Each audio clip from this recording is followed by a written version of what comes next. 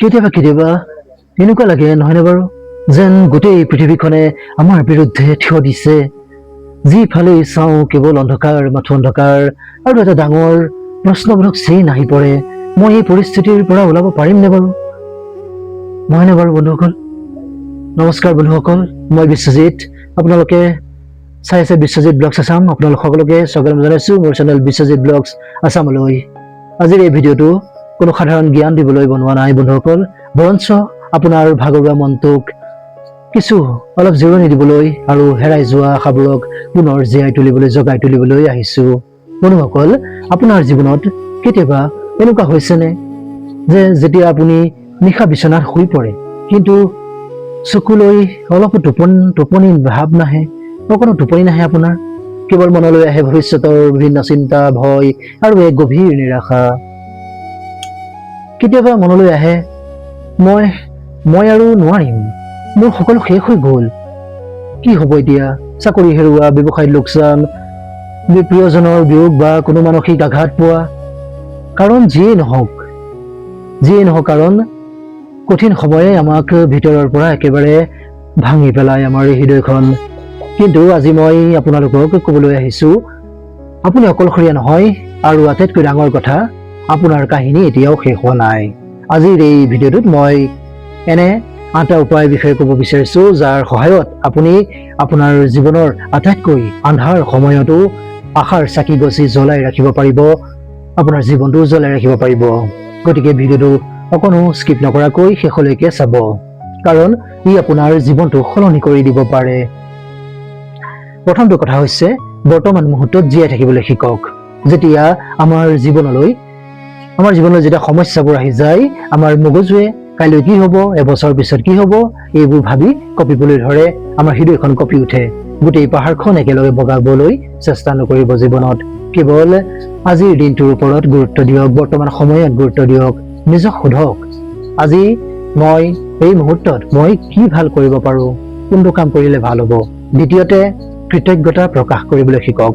কঠিন সময়ত আমাৰ চকু কেৱল কি নাই, কি আছে তাৰ ওপৰত পৰে, কিন্তু মন কৰক, আপোনাৰ জীৱনত এতিয়াও এনে বহুতো বস্তু আছে হয়তো যাৰ বাবে আপুনি ভাগ্যৱান, আপুনি কৃতজ্ঞ হয়।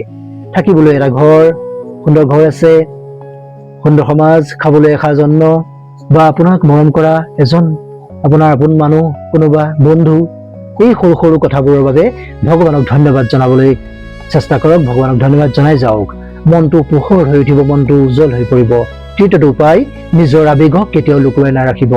আশাবাদী হোৱাৰ অৰ্থ এইটো নহয় যে আপুনি সদায় জোৰকৈ হাঁহি থাকিব লাগিব। আপুনি এজন মানুহ, কোনো ৰবট নহয়। যদি দুখ লাগিছে, কান্দি পেলাওক, কান্দি দিয়ক, অকণমান চকুৰ পৰা চকুলৈ ওলাই আহিবলৈ দিয়ক। মনৰ কথা কোনোবা বিশ্বাসী মানুহক খুলি কওক। মনটো বহুত পাতল লাগিব। মনটো পাতল হ'লেহে নতুন বাট, নতুন ৰাস্তা জীৱনত দেখা পোৱা যায়। চতুৰ্থতে, সৰু সৰু সফলতাবোৰ উদযাপন কৰিবলৈ শিকক। কঠিন সময়বোৰত ডাঙৰ কাম কৰিব নোৱাৰি, সেয়া স্বাভাৱিক কথা। আজিয়ে যদি আপুনি সময়মতে বিচনাৰ পৰা উঠিছে, অলপ খোজ কাঢ়িছে ৰাতিপুৱা, তাকে নিজৰ সফলতা বুলি ভাবি লওক। ই আপোনাক বুজাব যে পৰিস্থিতি যিয়েই নহওক, লাগিলে আপোনাৰ জীৱনৰ গুৰি বঠা এতিয়াও আপোনাৰ হাততে আছে, আপোনাৰ এই হাতত আছে আপোনাৰ বঠা। পঞ্চমটো উপায়, ইতিবাচক পৰিৱেশত জীয়াই থাকক। কিছুমান মানুহ থাকে যি আপোনাক কেৱল নিৰাশ কৰিব, আপোনাক আশা নিদিয়ে বা আপোনাক উৎসাহিত নকৰে। এই সময়ত এইসকল লোকৰ পৰা আপুনি আঁতৰি থাকিবলৈ চেষ্টা কৰক। ছচিয়েল মিডিয়াত আনৰ কৃত্ৰিম সুখ চাই নিজক দুখী নকৰিব, বৰঞ্চ এখন ভাল কিতাপ পঢ়ক বা কোনো ভাল পডকাষ্ট শুনক। ষষ্ঠতে, নিজৰ যত্ন ল'বলৈ লওক। নিজৰ যত্ন লওক। চিন্তাৰ বাবে বহুতে খোৱা বোৱা আৰু টোপনিও ক্ষতি কৰি দিয়ে। কিন্তু মনত ৰাখিব বন্ধুসকল, শৰীৰ সুস্থ নাথাকিলে আমাৰ মন কেতিয়াও শক্তিশালী হ'ব নোৱাৰে। আমি ভাল চিন্তা কৰিব নোৱাৰিম। ভালদৰে শুব ৰাতি, পুষ্টিকৰ আহাৰ খাব আৰু প্ৰকৃতিৰ বুকুত অলপ সময় কটাবলৈ সময় উলিয়াব। সপ্তমটো উপায়, আপোনাৰ অতীতক মনত পেলাওক। এয়া আপোনাৰ জীৱনৰ প্ৰথম ধুমুহা নহয়। ইয়াৰ আগতো আপুনি বহু ধুমুহা, বহু প্ৰত্যাহ্বান পাইছিল, কান্দিছিল, কিন্তু হাৰ মনা নাছিল আপুনি জীয়াই আছে, আপুনি সেইবোৰ অতিক্ৰম কৰি আহিছে, কাৰণ আপুনি এজন যুঁজাৰু হয়। এই জীৱন বাটত আপুনি এজন যোদ্ধা হয়, প্ৰকৃত যোদ্ধা। অতীতত যদি জিকিছিল, আজিও জিকিব আপুনি। বন্ধুসকল, এইখিনি সময়তে মোৰ কবিতা ফাঁকি মনলৈ আহিছে, গাই যাওঁ বুলি ভাবিছো, বেয়া নাপাব। গাই যাওঁ কবিতা ফাঁকি। ধুমুহাজাক প্ৰবল আছিল সঁচা, কিন্তু তোমাৰ শিপা তাতোতকৈও গভীৰ আছিল। আন্ধাৰ ৰাতিটো দীঘলীয়া আছিল সঁচা, কিন্তু পুৱাৰ বেলিটো তাতোতকৈও নিশ্চিত আছিল। ভাগৰি পৰিছা যদি অলপ জিৰণি লৈ লোৱা, কিন্তু থমকি ৰৈ নাযাবা। তুমি কাছ নহয়, তুমি চিচা নহয় যে ভাঙি পৰিবা, ভাঙি টুকুৰা টুকুৰ হৈ যাবা।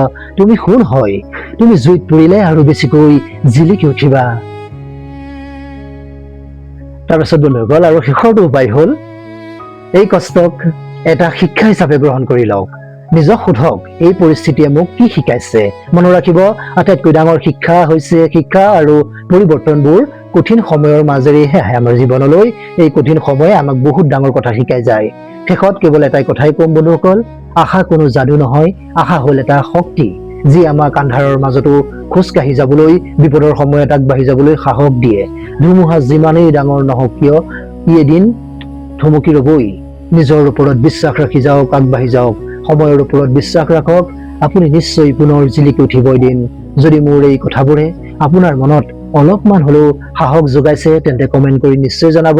ভিডিঅ'টো আপোনাৰ সেইজন বন্ধুৰ সৈতে শ্বেয়াৰ কৰক, যাৰ বৰ্তমান ইয়াৰ প্ৰয়োজন আছে, যি বিপদত পৰি আছে, জীৱনটোৰ সৈতে যুঁজি আছে।